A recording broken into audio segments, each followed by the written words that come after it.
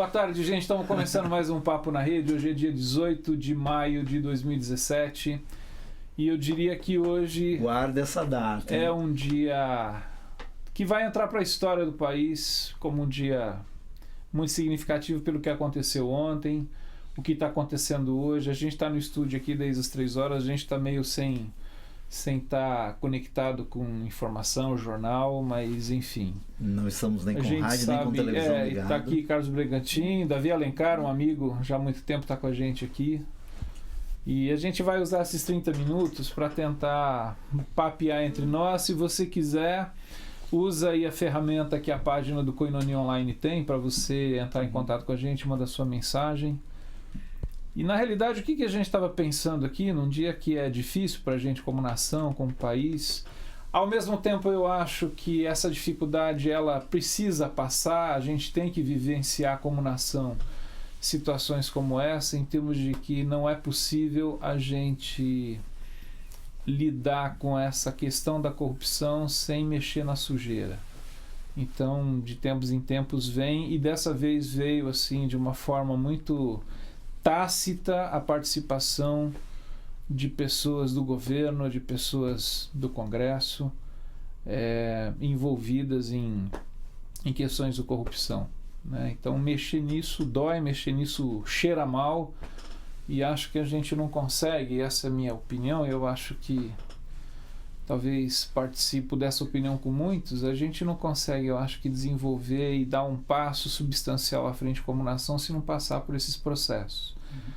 Ao mesmo tempo, a gente se questiona assim, qual é a expectativa daqui para frente em termos, sobretudo, a partir de uma perspectiva que o Evangelho coloca para a gente, como discípulos de Jesus, Jesus de Nazaré, como que a gente se posiciona, como que a gente faz a leitura desse tempo, como que a gente reage ao que está acontecendo e como que a gente pode sinalizar, enquanto igreja de Jesus, não essa igreja institucional, não essa igreja dos acordos, não essa igreja que é representada que senta na por mesa bancadas, do rei, que senta na mesa do rei para receber favores do rei, né? Mas a igreja, a comunidade de discípulos que hoje muitos, eu acredito, que oram pela nação, fazendo uma recomendação do profeta Jeremias de trabalhar e orar pela paz da cidade. E é sempre bom a gente lembrar que essa cidade não é Jerusalém, era a cidade que representava o cativeiro, representava um tempo de exílio, que era a Babilônia, com toda a sua problemática. E o profeta diz ali, é aí que onde vocês vão viver. Então orem pela paz, para que vocês tenham paz. Então, o que a gente pode pensar, considerando essas questões, Carlos e Davi, acerca desse momento do país que a gente já vive há um tempo, né? Quer dizer, essa questão da corrupção, acho que nos últimos anos veio surgindo, veio sendo tratada. A gente pode até questionar, às vezes, a metodologia com que ela é tratada, mas, enfim, isso tá surgindo. Dói, né, perceber o significado disso em termos de uma esperança para as futuras gerações. Estou lembrando agora da canção do João Alexandre, como será o futuro desse país, né? E como igreja, o que a gente poderia pontuar assim, que como discípulos de Jesus, o que o Evangelho pode sinalizar num momento de consternação, eu nem diria de surpresa, não, né? Porque a gente sabe que, o que nos surpreende é o volume, né? Isso. Não o surgimento de, né? Olha, assim, permita-me fazer um comentário que você... primeiro, dentro do que Fernando colocou, eu olho isso olhando para o Evangelho, sobretudo que o narrador Lucas diz que Jesus disse, né? Que cedo ou tarde tudo aquilo que foi feito às escondidas, em gabinetes, em lugares escusos, acordos estranhos, espúrios, enfim, todo tipo de engrenagem que por às vezes, longo tempo passa batido por todos, Jesus diz assim, olha, um dia isso fica no telhado, para que todo mundo veja. Então, em primeiro lugar, para mim, Fernando, eu, com tristeza, obviamente, mas ao mesmo tempo com esperança, que eu creio no Evangelho e o Evangelho propõe isso. Propõe isso. Olha, isso acontece. Não é possível esconder, né, debaixo dos tapetes dos palácios a vida toda aquilo que vem acontecendo, e sobretudo no que diz respeito à injustiça, que é o que mais é abominável aos olhos do Senhor. Então, quando vem à tona, você sinaliza para algum tipo de justiça. Eu complementaria a minha questão num país como o nosso, todo comprometido no que diz respeito a leis e a própria justiça, de que bom seria, e essa é a minha oração, eu publico essa oração já há muito tempo, desde os primeiros dias da Lava Jato. Assim, a minha oração é que, então, tudo venha à tona.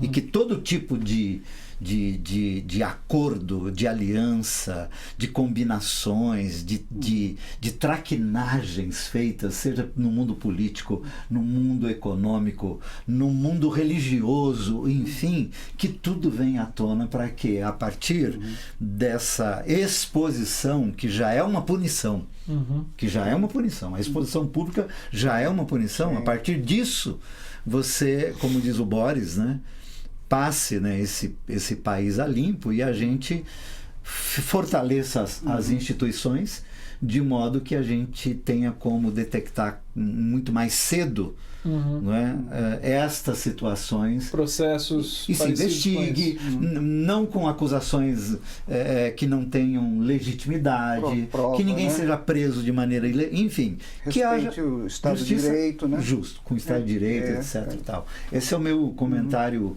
que eu fico assim, a tristeza, né, a esperança e a expectativa de que não fique só nisso. Porque tem segmentos no nosso país, como eu falo, do mundo religioso, que não tem nada a ver com a igreja, e nada a ver com mundo empresarial, o mundo empresarial, mundo financeiro, o mundo do entretenimento, sabe assim? Olha aí a Copa do Mundo e as Olimpíadas, o mundo do entretenimento. A corrupção não é privilégio da política. Não. Então, assim, dá para dar essa mexida geral? Inclusive, Davi, você falou essa frase, né? Quer dizer, a corrupção não é um privilégio da política. Eu acho que é interessante a gente pensar, e é a impressão que eu tenho, assim, a questão política, ela tem tomado tanto tempo das nossas conversas.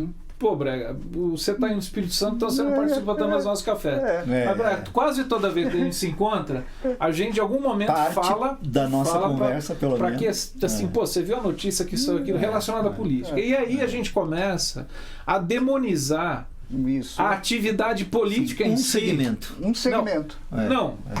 Mas o que eu estou querendo dizer, assim, a demonizar a atividade política em si, perdendo de vista que ela é importante para o nosso, eu diria assim, processo civilizatório, né, e democrático. Não se estabelece uma sociedade sem política. A questão a forma como... Exato, sem partido, mas assim, é a forma como se faz política e a maneira como que, de uma forma sistêmica e profunda, a corrupção, ela invadiu. Então é interessante também a gente fazer essa separação. A gente não pode demonizar a política. Porque uma pergunta que minha mãe, na simplicidade dela, fez hoje no WhatsApp, no grupo de família, né, fala essa questão, a pergunta é assim, bom, e vai colocar quem no lugar agora? Como então, se não houvesse. E a questão, mas é que precisa ter alguém, não, tira, tudo bem, se precisa sair, se vai sair, a gente está lendo no Twitter, não sei se vai ser verdade. E se por um acaso o presidente Michel Temer estiver renunciando agora, você nos avisa que nós não estamos sabendo, ligados, a gente está no estúdio. Fala, Davi, para a gente ouvir um pouco, senão eu e o Fernando vamos ficar... Bem, primeiro prazer estar aqui, Carlos, Fernando, novamente, poder estar em São Paulo com vocês, participando, e num dia desse, né? Que dia! O meu primeiro mentor nessas questões de fé e política foi o finado bispo anglicano Robson Cavalcante. Sim. E ele citava muito um filósofo russo do início do século passado, que eu não recordo o nome agora, que ele falava o seguinte: as mudanças virão com a igreja, sem a igreja e, se preciso, contra a igreja. Né? Mas as mudanças virão, porque Deus não é o Deus da instituição ou só do processo ali eclesiástico. Deus é o Deus do reino, Ele é o rei. Então as atividades e as mudanças que precisam acontecer para o reino vir, vão acontecer. A igreja poderia participar e ajudar. Podia capitanear. Capitanear. Isso, inclusive. Né? E muitas vezes na história... Sinalizar caminho. Ou sinalizar caminho. E muitas vezes na história ela foi vítima porque foi contra, né? Sim. Ou foi cooptada. Ou foi cooptada. Né? A Rússia do início do século passado, claramente, era uma coisa horrível. Totalmente. A Igreja Católica, em muitos anos, em muitos séculos... e a gente vê que sinais dessas coisas no nossa vida contemporânea hoje. O protestantismo não ficou fora disso. Exatamente. Então, a questão é que nós precisamos voltar a pensar numa teologia e numa prática do reino, saindo das mesquinharias tanto denominacionais quanto e dos projetos de poder. Sim. Porque o projeto do reino não é um projeto de poder, é um projeto de amor, serviço e de serviço. Se não abrir mão do poder, você não vai conseguir amar as pessoas. Se não abrir mão dos projetos de sucesso e que a religião, de um modo geral, entrou, a gente vai ser parte do problema e não parte da solução. Voltando a uma coisa que você falou aí de não demonizar a política, tem uma história que eu lembro muito do pai do Sérgio Cabral. Sérgio Cabral, que está aí no... Né? Ele era um jornalista muito respeitado e um homem muito decente. Sempre foi. Deve estar, se estiver vivo, deve estar morrendo de raiva do que está acontecendo com o filho. Mas ele foi eleito vereador do Rio de Janeiro. E ele tinha o barzinho dele que ele ia tomar o chopp toda tarde, e ele foi para a primeira sessão da Câmara, voltou e foi lá tomar o chopp dele. Aí alguém gritou lá naquele ambiente carioca, né, extrovertido, falou: "E aí, Sérgio, como é que tá lá na Câmara? Tem muito ladrão?" Ele falou: "Olha, tem ladrão, tem gente mais ou menos, tem gente indiferente e tem gente boa. Fique tranquilo, vocês estão todos representados." Esse é um ponto. Esse é um ponto. De que o extrato, né, quem pode esses caras lá? Da sociedade. É o que você vê. Né? Poucos são aqueles que não estão lá pelo voto, sobretudo os que estão sendo aí acusados, e, enfim, se houver prova, presos, etc. Né? Mas eu queria só tocar mais um ponto, que o Fernando falou de esperança. Mas também a gente vive um momento de tristeza e de um luto. Né? Há um luto. Há um país que está morrendo. E quem sabe pode nascer outro. Sim. Mas que há uma morte acontecendo. Para que haja como você citou do menino lá, a professora falou do menino que com 10 anos de idade perdeu a esperança no país. Então, há uma morte. A ingenuidade se foi. Aquela espontaneidade se foi. Nós deixamos de ser o homem cordial brasileiro. Nós somos uma pessoa pesada, meio amargurada, triste. A nossa verdade veio à tona. A nossa verdade veio à tona. E quando vem à tona... E não é fácil, aí a gente precisa de salvação.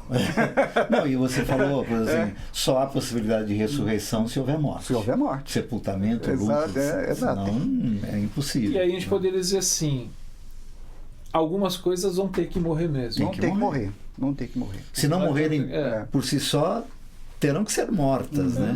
Sobretudo esses mecanismos, né? Essas possibilidades, né? Assim, que favorecem, que encorajam, parece-me, né? A corrupção.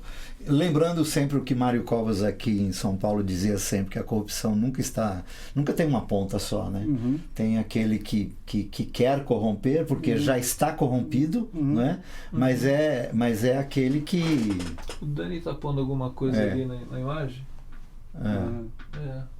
Após renúncia...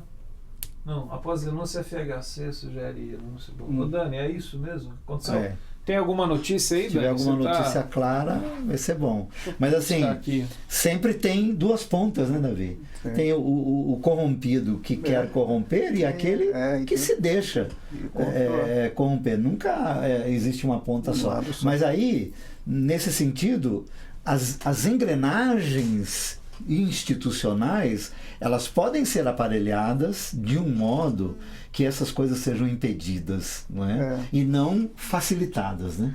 Nesse sentido, como a gente estava conversando no almoço, às vezes a gente, na teologia protestante, tradicional, lida pouco com a questão do pecado estrutural. Né?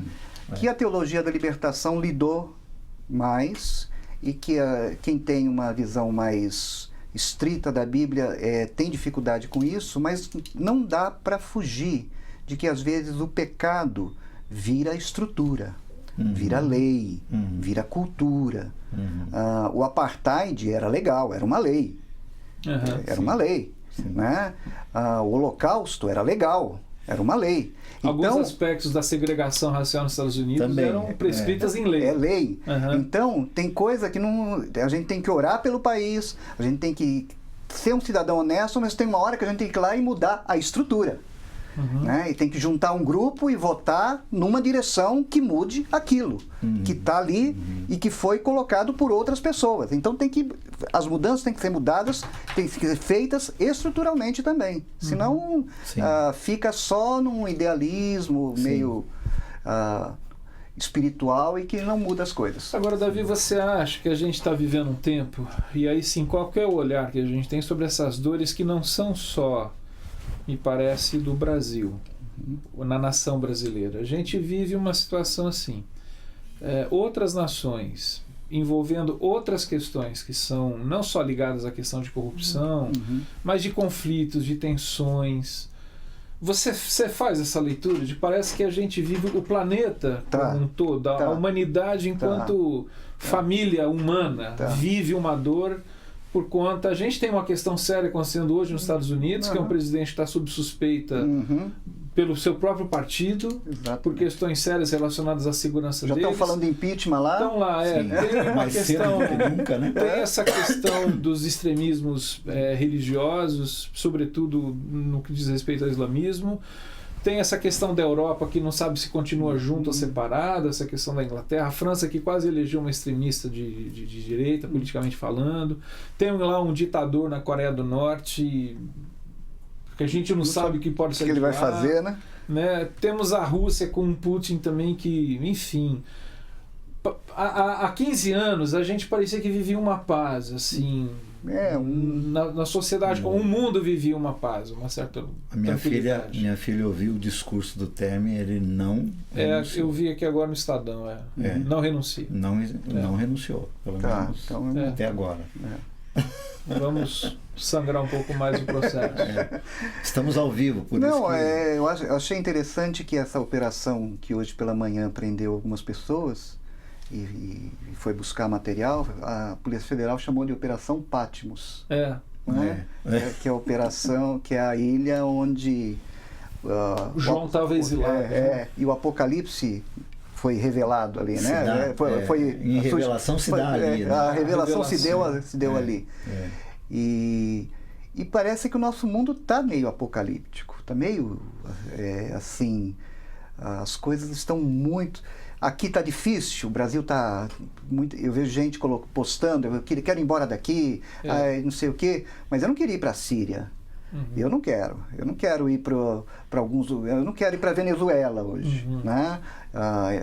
E nem para os Estados Unidos. Os Estados Unidos também não é essa maravilha toda. Eu tenho muitos amigos lá e eles falam, Davi, não é bem assim não. Né? Então, a questão é lidar com o nosso aqui, com a nossa realidade, com a nossa vida, como a gente tem que lidar com a nossa espiritualidade, tem que lidar com o nosso voto, com a nossa família, com a nossa comunidade, com o nosso país. Temos que lidar com isso. Né? Dani, qual é a pergunta mesmo?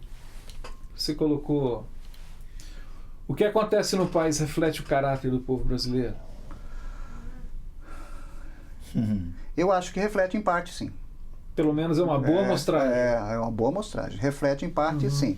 Nós somos meio barro, meio tijolo, meio trevas, meio luz, e às vezes aparece mais a luz, mais as trevas do que a luz, que é o que está acontecendo há alguns anos aqui.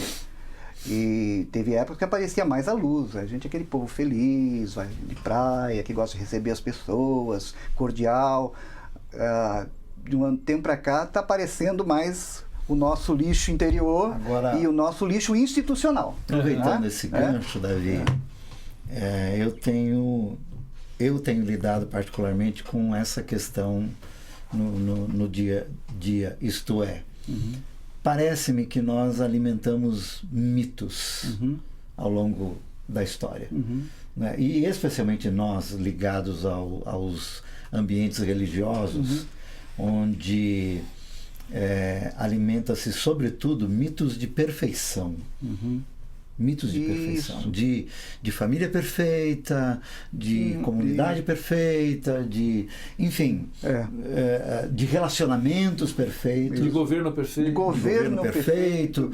E a gente vem se deparando com uma verdade, o que é bom, porque a verdade é que liberta. A verdade é que Não obstante, ela aparentemente nos rouba aquilo que parecia seguro. Mas não era. Tanto que nós estamos colhendo isso tudo. Olha quem nós elegemos dos chamados ambientes religiosos. Exatamente. Quais deles? Realmente... Quais, exatamente, como nós dissemos sinalizam aqui, o reino. Sinalizam o reino.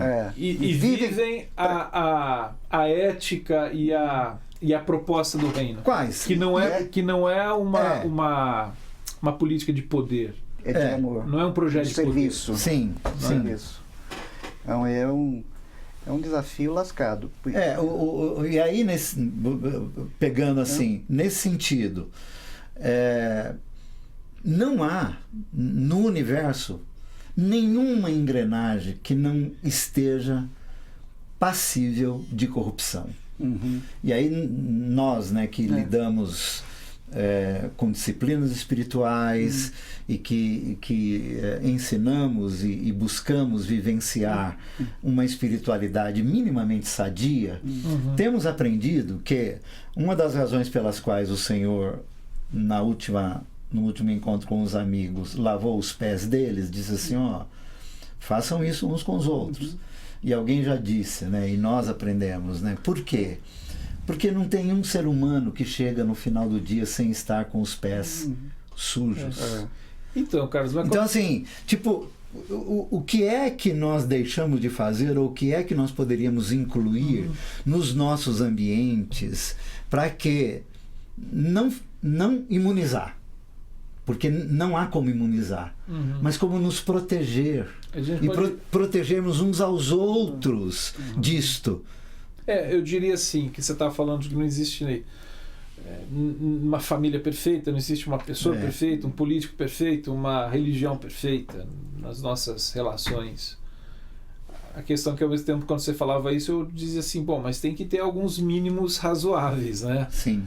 Então, assim, eu acho que é esse sentido. É evidente que a gente sabe que não é assim, ao mesmo tempo isso não pode se tornar uma desculpa para, então vamos pintar e bordar. Então, quais são os mínimos razoáveis para que haja saúde, para que haja correção, para que haja justiça, num contexto nosso, humano, que é permeado por luz e sombra. Né? Mas aí para mim, assim... Só agradecer só um minutinho. Tô falando muito. Todo mundo falando muito. O Dirceu Cardoso, aqui de Curitiba. Temer acabou de fazer um pronunciamento. Não sabia de nada, não mandou nada, não vai renunciar. É isso aí. E também o Leonilson mandou o mesmo recado. Obrigado, então, por atualizar a gente aqui, que a gente estava meio sem saber. Pessoalmente, assim, a experiência pessoal, quando eu deixei de me idealizar, eu me senti livre. Eu me senti livre e me senti motivado a crescer. Crescer a partir de uma realidade. tem um pessoal que lida muito com a chamada espiritualidade de baixo e espiritualidade de cima. Espiritualidade de cima é muito voltada para os ideais, para os valores, para aquilo que deve ser. E a espiritualidade de baixo lida com aquilo que é. Com o pecado, com a dor, com a depressão. Luzes e sombras. E é nessa dialética dessas duas coisas que acho que pode surgir essa média ponderada que você está falando. Sim. Na sociedade, a mesma coisa. Eu acho muito legal o Brasil parar de se olhar como aquele país. Nós somos mais um país, como tantos outros, que eles fizeram guerra, eles tiveram muita coisa ruim acontecendo lá nos séculos passados. Nós somos muito jovens, ainda não passamos 500 anos, não é nada, comparado com uma Inglaterra, comparado com uma China, né? Não é nada, não é nada. E nós cobramos demais como se a gente tivesse que dar o salto e virar aquele país do dia para a noite. Não é na minha geração. Salto de qualidade. Não é na minha, não é nem talvez nem nos meus filhos, mas a gente não pode desistir. O Frei Beto, amigo meu, fala sempre, eu não vou ver a colheita, mas eu quero morrer semente. A gente está com 25 minutos só para. O Dani fez uma provocaçãozinha dizendo assim: a Nova Zelândia e a Austrália não tem 300 anos. São boas horas da curva. Mas é que a gente tem uma história. Não, mas eles são parte do Império Britânico. Eles carregam que nós não carregamos, né? Desculpa aí, né? Mas eu só assim, eu prometo nem falar mais. Nem falo. Mas assim. Eu penso, voltando a falar nestes que foram eleitos para servir. Eles são eleitos para servir. Não a si mesmos, mas para servir um povo. O que, agora há pouco a gente conversava no almoço, enfim, o isolamento que estes mandatos proporcionam. Sim. É um dos males. Isso. No sentido de o que é que nos inibe não poucas vezes de cometer delitos graves? A comunidade que nos rodeia, os amigos. Gente, tem que encarar os amigos. É isso, do tipo assim, eu tenho que dar satisfação para o Davi, eu tenho que dar satisfação para o Fernando, eu não posso agir de qualquer jeito e não compartilhar algumas coisas. Só para ilustrar, recentemente eu vi um filme sobre uma eleição no Japão. Eleição de vereador. E tinha lá o grupo de elders, né, de anciãos que apoiavam aquele jovem para ser vereador e que iam trazer voto para ele, que estavam ajudando a financiar a campanha. E ele prestava satisfação para cada um daqueles apoiadores. E ai dele se decepcionasse um deles. Entendeu? Na postura, esse tipo de coisa a gente pode aprender e tem que aprender. Na minha opinião, se você tiver, quer dizer, essa coisa de auditorias, né, em que você necessariamente tem que prestar contas. E, em última instância, instituições fortes. Quer dizer, aquela garantia de que você pode querer construir uma torre estranha, mas que ela vai ser descoberta, vai ser. E os riscos de você ser exposto e ridicularizado e até preso é muito grande. O que faz com que algumas nações que já atingiram esse patamar, alguns, quando cometem delitos, eles, uma vez descobertos, por si só, tomam providências. Nesse sentido, nem recomendo o que alguns fazem, não é? Mas de tomarem providência. Nesse sentido, a tecnologia hoje é uma bênção. É uma ferramenta. É uma bênção, porque se Getúlio Vargas e outros tivessem tido em tempo real as coisas acontecendo, a história poderia ter sido outra. E hoje nós estamos vivendo em tempo real. Com certeza. Falando em tempo real, o Dirceu, lá de Curitiba, mandou um e-mail aqui em tempo real para a gente terminar o nosso papo. Até porque daí para a gente ficar 3 dias conversando sobre isso.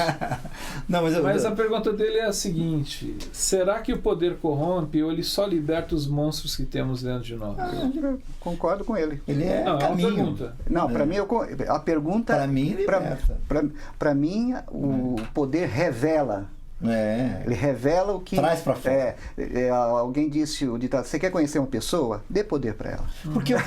Porque eu volto, o poder, inevitavelmente, em muitas, quase todas as situações, te isola. Te deixa... E os mais, eu diria, os mais medíocres, não é, que não olham para si mesmos, entendem que o fato deles estarem num trono isolado, eles chegaram no melhor dos... Eles são melhores que os outros. Seus momentos como ser humano. E é o pior do momento, porque é ali onde ele mostra a vulnerabilidade. Hoje o nosso produtor, diretor, técnico, patrocinador, está participando bastante. O Dani colocou lá assim, que ele acha que as pessoas hoje não se preocupam no fundo umas com as outras, né? Mas aí eu queria fazer um resgate, Dani, que eu acho que seria interessante a gente perceber as periferias, as bordas, que não é necessariamente a periferia geográfica. Sim. A periferia dos centros de poder, de força, de sucesso. Que eu acho assim, a gente... As periferias do centro de política, as periferias das políticas. Que é assim, a gente está numa fase muito difícil, mas a gente poderia estar muito pior. Muito.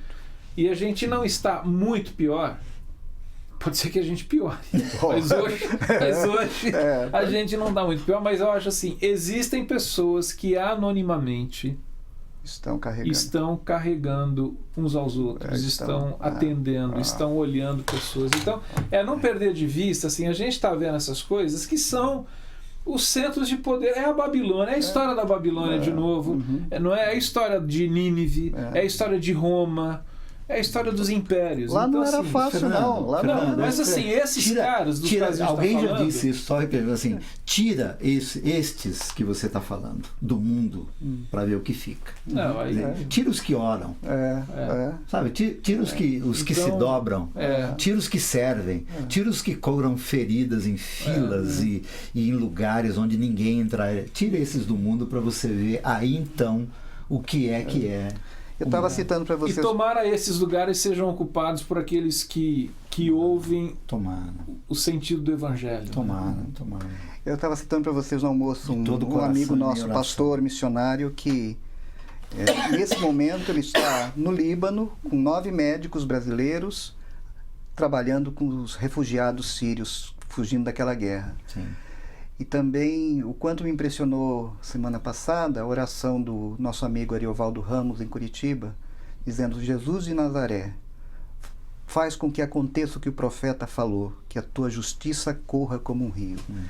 Eu creio nessas coisas. Eu creio nessas coisas. Creio de todo o coração. Isso aí. O Leonilson, de São Luís do Maranhão, ele está dizendo, fazendo uma comparação interessante. Beijo, Léo. Da história lá do Tolkien, O Senhor dos Anéis, né? O significado daquele anel e como que o anel transforma quem usa. E é o lance do poder. É o lance do poder. Isso aí. Eu acho que tem as duas coisas. Eu acho que ele revela e ele potencializa o que ele revelou. Pode ser. Sabe, esse mal que a gente traz é revelado, mas ele potencializa. Ele cresce, faz crescer também. Porque aí eu tenho instrumentos. Eu tenho mais recursos, é verdade. Isso aí, gente, estamos terminando o papo de hoje, do dia 18. Davi, obrigado. Você está aqui em São Paulo, entrou com a gente aqui no papo. Nossa, vocês que mandaram os e-mails, eu acho que a gente estava com uma concorrência brava. O pessoal devia estar ligado na Globo News, da Band News. Hoje eu fiquei fazendo um programa vendo notícias no celular. Exatamente o que se passa nesse país. Mas é um tempo difícil. Às vezes a gente parece que vai perder esperança, mas eu acho que é um processo difícil que faz parte. Eu insisto assim no que eu tenho insistido diariamente, assim, olha, não permita que nada e ninguém roube a fé, a esperança, e o amor e eu incluí a capacidade de sonhar. Porque se deixar que nos roubem isto, o que sobra? Mas quem tem fé, esperança e amor sonha. Então, é isso mesmo. Da minha parte. Gente, até a próxima quinta. Tchau.